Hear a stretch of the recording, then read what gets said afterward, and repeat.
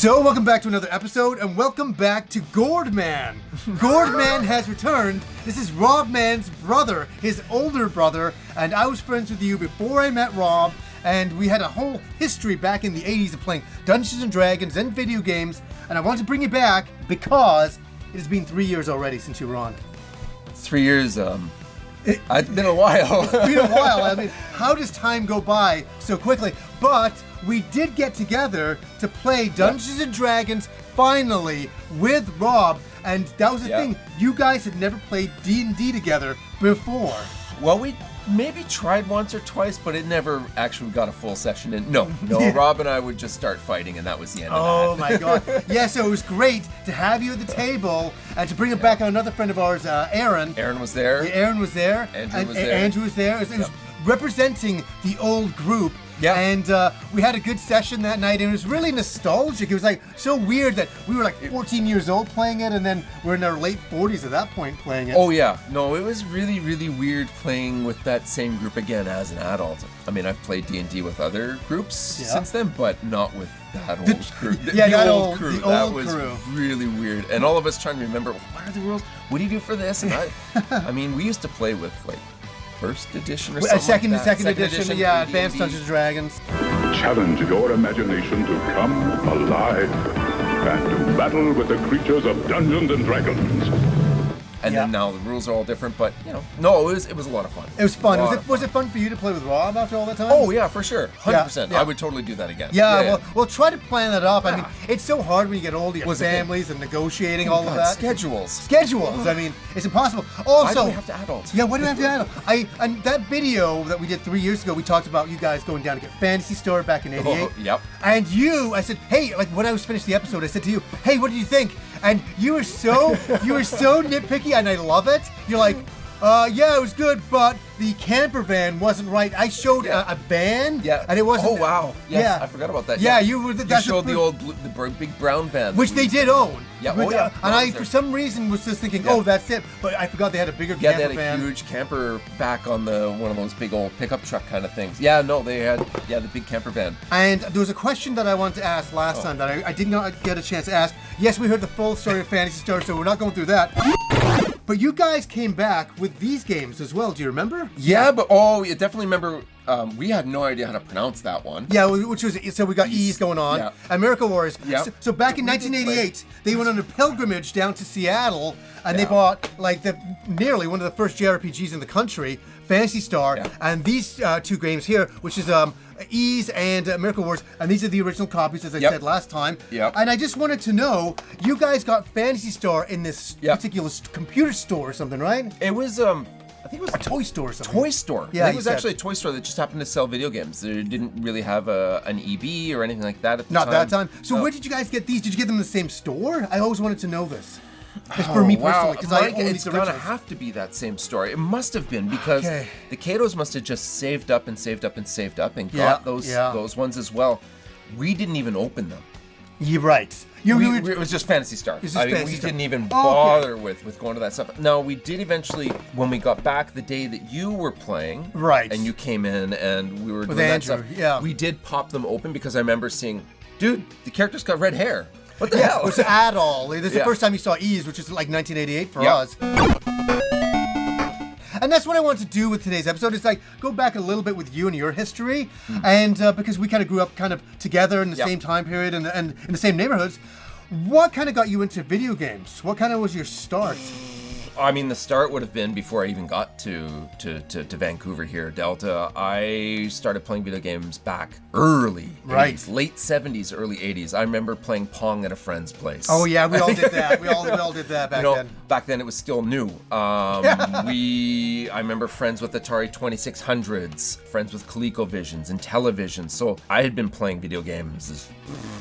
Probably the first video game I played would have been Pong, and I probably would have been 6-7 years old when I first played, and then from there it just sort of carried on. I remember my dad, we had a VIC-20, and my dad programming in video games into the computer and then getting angry because he'd actually filled up the memory with the typing, and he had to figure out how to make contractions within the code. With the Commodore VIC-20, the whole family can learn computing at home. Plays great games too. But yeah, no, that goes way back. But when was the first time you were like, you got really serious? You're like, I really like video games. What was the game that really made you become a believer? Like for me, it was Phantasy Star for me. But what was it for you? One that really got, I mean, that era. For sure. It would have been the NES era, the Sega Master System era. Yeah.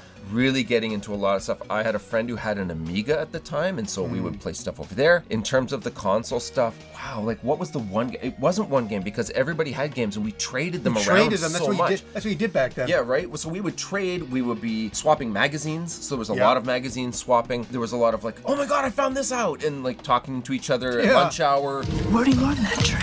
There was a ton of that because, of course, there's no internet, there's no broader stuff. The odd time a game shop would, like, if kids were hanging out at a game store or something like that, then the people who ran the store, if it was like a mom and pop shop, then they would like collect all these like cool things that kids had found and stuff, and they'd print it up on a dot matrix printer. And like, if you knew them, they'd hand you, hey, check it out. And then you get a dot matrix printer sheet, and like somebody found out this code works for this, or this could be your save. You know, if you type this in, you know, the Justin Bailey thing from Metroid. Metroid, yes. You know, stuff like that. Word got out, and it was literally word of mouth. Yeah, like there was no internet back then, and it was a special time. It was exciting. It was like discovering gold. Finding a game, finding a secret, finding a code. Yep. That was all secrets like were big secrets. They literally were secrets. They never were out before the game. Nobody knew about the stuff. Stuff you'd find out, you know, weeks and months and maybe a year later. Yeah. You know, Rob, because of the type of player that Rob was, he would just jump off of every bloody cliff in every single game, and then, you know, you'd be playing, what was it, Mario 2 or Mario 3, and you jump down the cliff and, well, he landed on something. And there was stuff down there like, whoa, what? Yeah, and back then you're a kid and you have the time and the patience and nothing but time. Yes, nothing but time. Nothing but time. You didn't have to make dinner. Yeah, no. You're like, where's my dinner, parents? Where is it? Yeah. No, you gotta come for dinner. No, not now. Like, oh, no, we do gotta go for dinner. But for sure. Was it like RPGs? Like, what was your first RPG that you played? Out of curiosity. Probably Phantasy Star would be my guess. I mean, we played some like CRPGs back in the day, but in terms of console stuff, no, it would have been Phantasy Star. It was the first one, and we just, I mean, that's part of the reason why it blew our minds so much. It was just like, it was so different from anything else. And then you did something fascinating years later. You were playing all the games with us and all that, and then you just did something crazy. And what year was it when you're like, I'm going to Japan?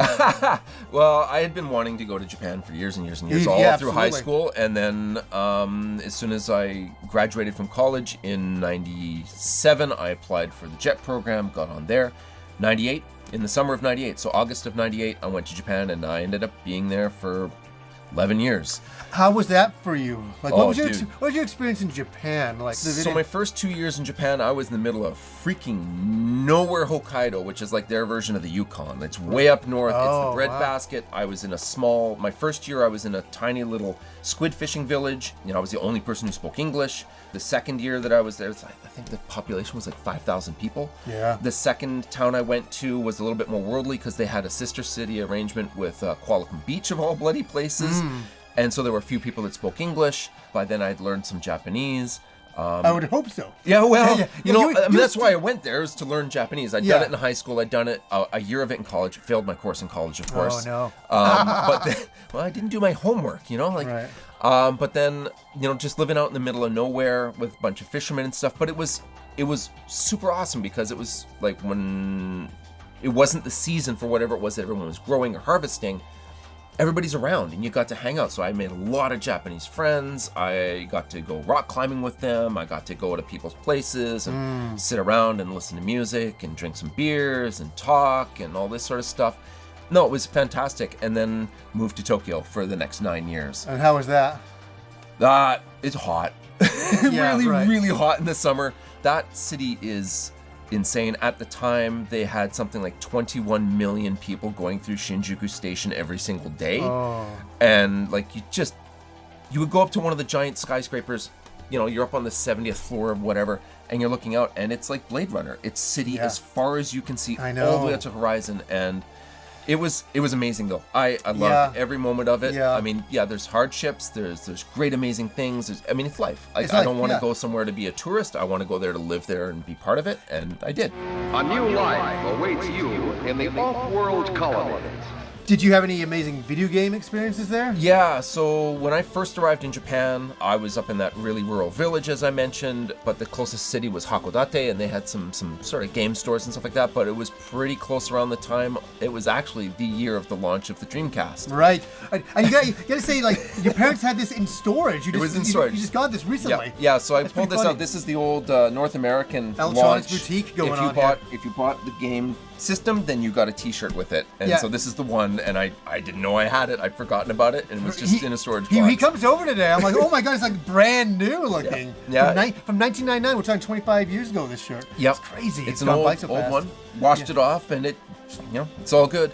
But yeah, so the Sega Genesis launch, the Sega Dreamcast launch in Japan was probably my first big gaming memory. Was me running around trying to find a Dreamcast, and my Japanese was pretty basic level at that time, and they were sold out everywhere, of course. Yeah. They didn't really do pre-orders. You just had to be there, and I didn't. Yeah, know you what lined day. up. Yeah, you'd line up. I remember walking into a shop and asking them when they're going to get them in, and the guy saying something to me in Japanese, like I didn't understand, but I just kept like, but when are you going to get more? And he kept saying something. I'm like, no, but when is it coming? What I didn't understand at the time, and I figured out a few weeks later, well, it's a used game store. Oh, So I was asking, when you got to get it? And he's Oh my but God. no, that's a new console. We deal with used games. Like, we're not getting that in. And I couldn't understand what he was saying. no, So, damn it!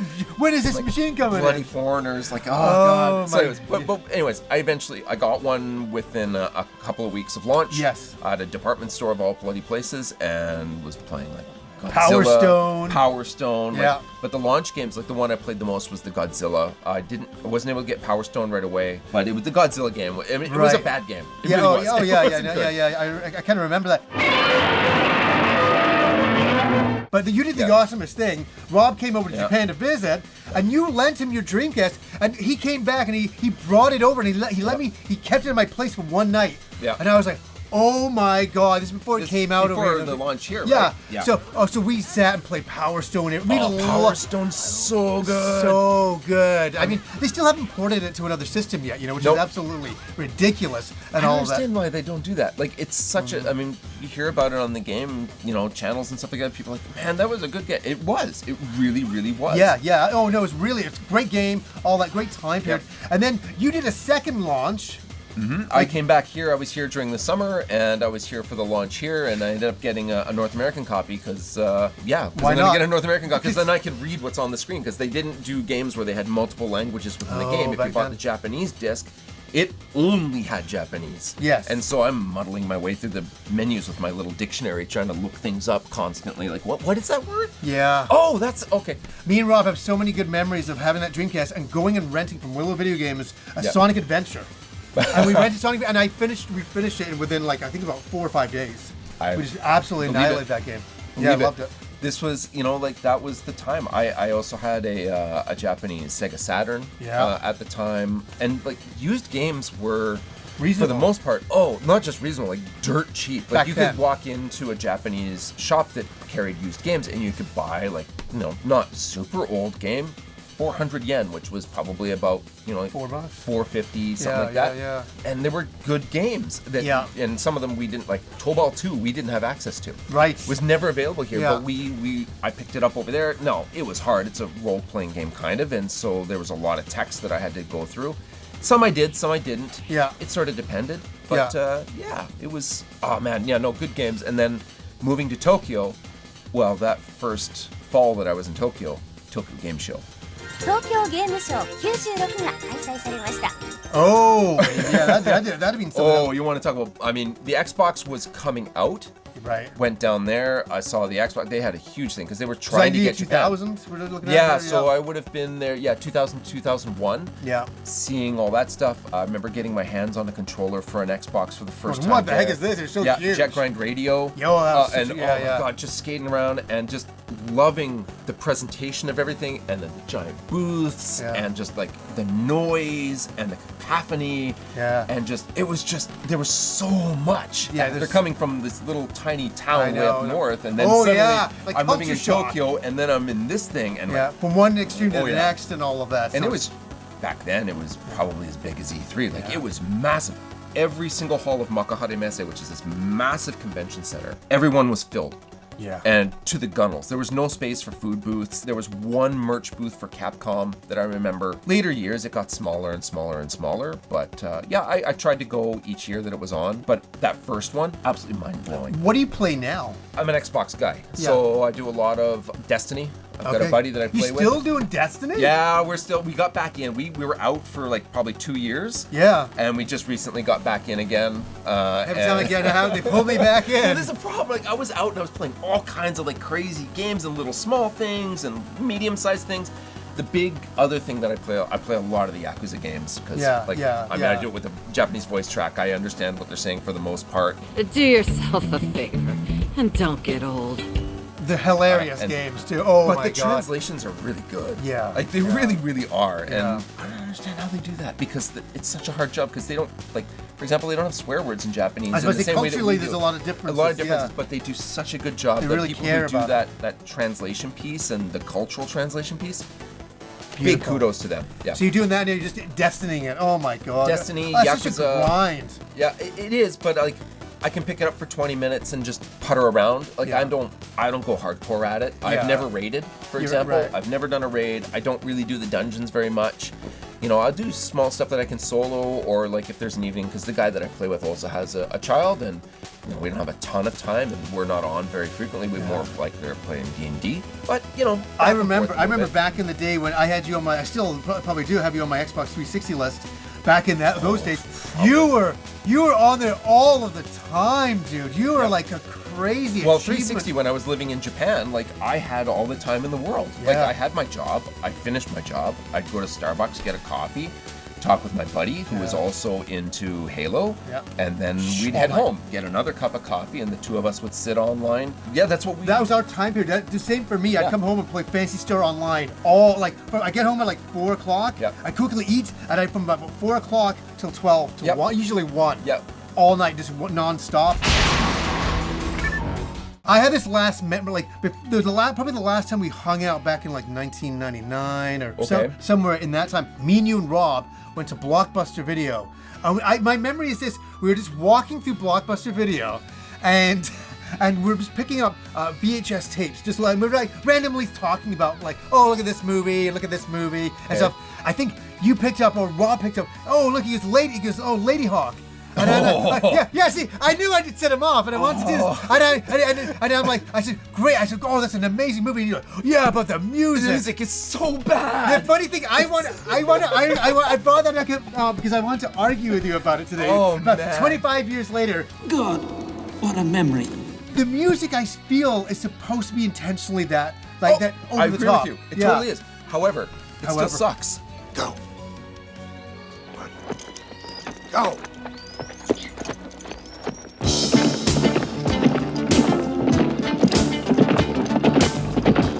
I actually watched it probably 3-4 years ago. I actually watched it again, and could they please just change the soundtrack? If they could change the soundtrack, it would be such an amazing movie. Not for the life of my mother, even if I knew who she was. Do you know what's so funny about that? The reason why that hit me at that time was me and you got into this huge argument in Blockbuster. It's so funny. Now that you say that, I was like, Blockbuster. Yeah, I know. I was leading up to it.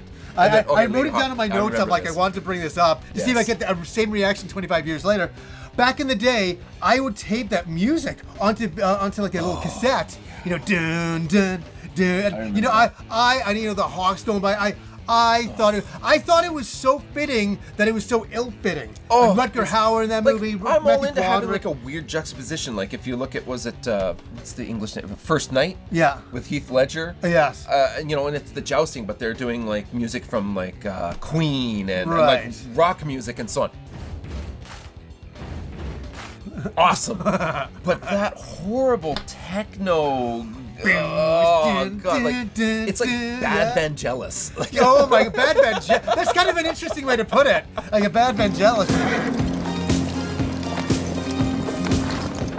I think that's what makes the movie stand out for me, is that the soundtrack is so wildly weird. It is. Well, I mean, for me, the cast was just insane. Like they're just so good, and the story itself is just. I mean, at that time period, there was nothing else like it. There was Dragon Slayer.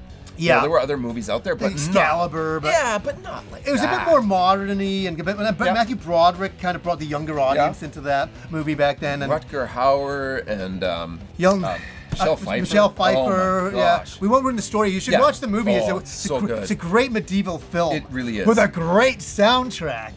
Sure, I'll just put on a podcast. Oh, I'll put it on a podcast. I love it. I love it. I gotta be out of my mind. Out of my mind.